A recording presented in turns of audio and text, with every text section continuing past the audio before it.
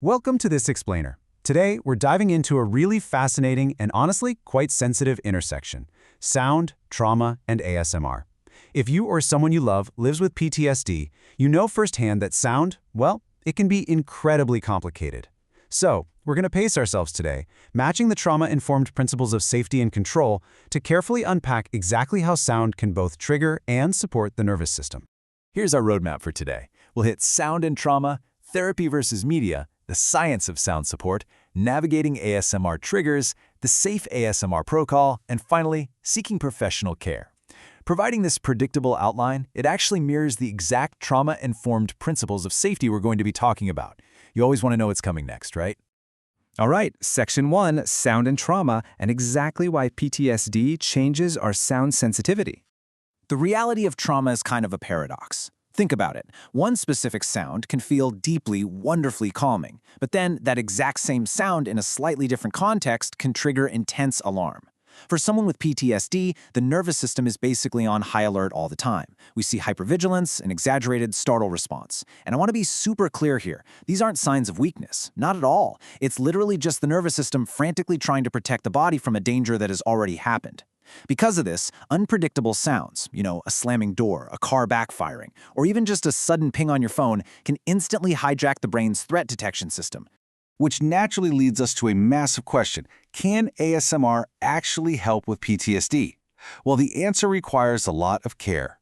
While carefully chosen, controlled sounds can definitely support moments of grounding for some folks, we need to draw a hard boundary right out of the gate. ASMR is absolutely not a cure, period. Moving into Section 2, Therapy versus Media, and setting safe boundaries. Let's compare clinical care, like music therapy, with ASMR, which is basically just media. Clinical care involves professional assessments, clear clinical goals, emotional processing, and safety nets built by a trained expert. ASMR? Well, it's fundamentally a solitary experience. It's just a person choosing an audio or video track online without any of those clinical guardrails. One is trauma-focused and structured for absolute safety, and the other is, just you scrolling online. So, Section 3, Science of Sound Support. Let's look at what the research actually says. When we dive into the data, a very clear hierarchy emerges. The VA National Center, looking at their 2026 guidelines, emphasizes that the absolute gold standard is trauma-focused psychotherapy. We're talking about things like cognitive processing therapy, or EMDR, which are designed to help the brain reprocess traumatic memories. Now, newer studies by Wang and colleagues or Peasants Group do show that music therapy or even guitar instruction might reduce PTSD symptoms or help ease depression, but the certainty there is limited and needs more rigorous study.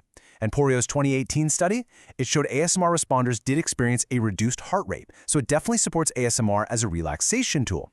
But the big takeaway here, they are just complementary tools, not the primary treatment. Which brings us to Section 4, Navigating ASMR Triggers and Finding Predictable Safety. If we're going to use ASMR as a supportive tool, how do we actually navigate it safely? Because for a nervous system trapped in hypervigilance, unpredictability is literally the enemy.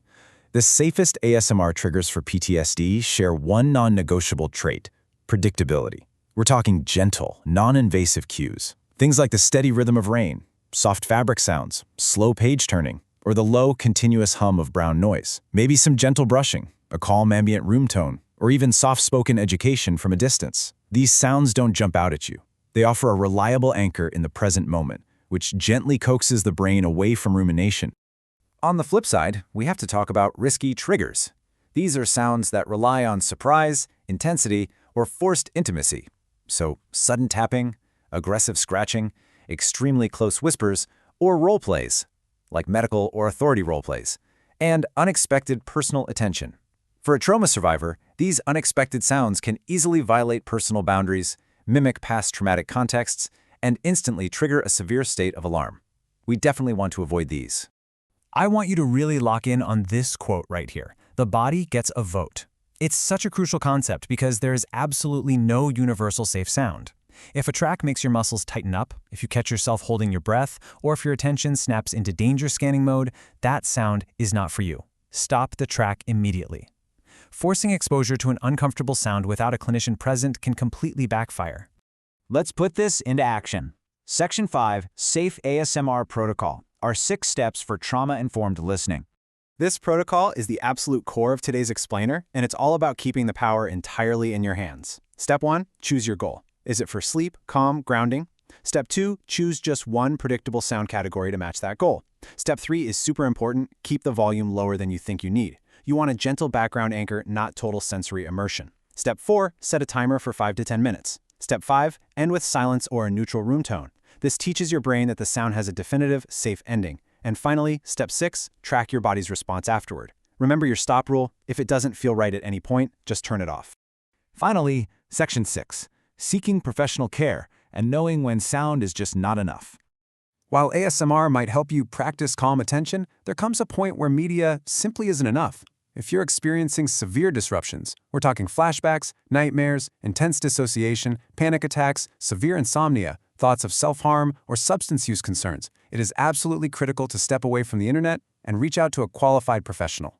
Trauma deserves real, guided care that a solitary online video just cannot provide. If you take nothing else away from this explainer, please let it be this beautifully clear boundary. ASMR is not a cure. Sound can be gentle, sure.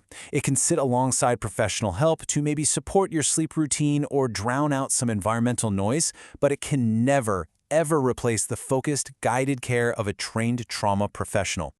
But let's wrap up with this thought. The best use of ASMR in trauma recovery is, as this quote beautifully puts it, a humble, controllable cue of safety, a beginning. For some folks out there, having total control over just one single gentle sound is an incredibly empowering first step in teaching the nervous system that it is finally allowed to rest. So as you move forward today, I want to leave you with this question. What is the single most predictable, safe sound in your environment right now, and how can you use it to take back your calm?